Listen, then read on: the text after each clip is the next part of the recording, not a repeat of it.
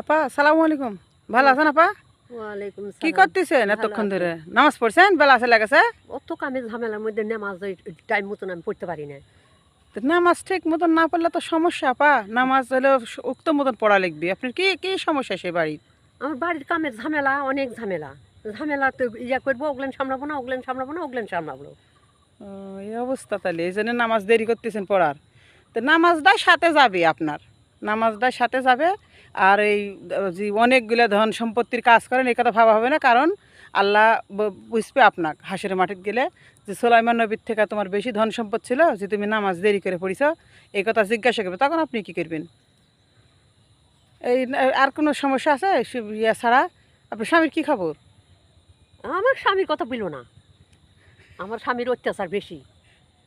এই কথা বলা হবে না আপা। স্বামীর প্রতি শুক্রিয়া আদায় করবে, করা লিখবে। কি জন্যে?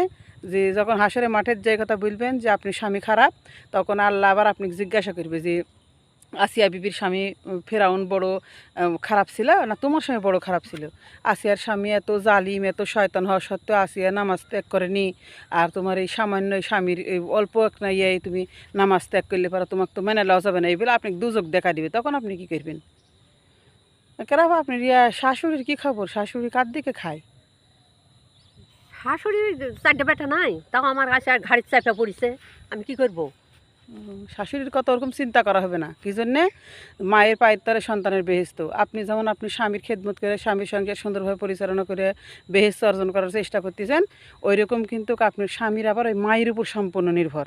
মায়ের ভাত কাপড় ঠিকঠাক দেওয়া লাগবে, তাছাড়া কিন্তু আল্লাহ কখনোই মেনে দিবে না। এই জন্যে, কারণ এরকম কিন্তু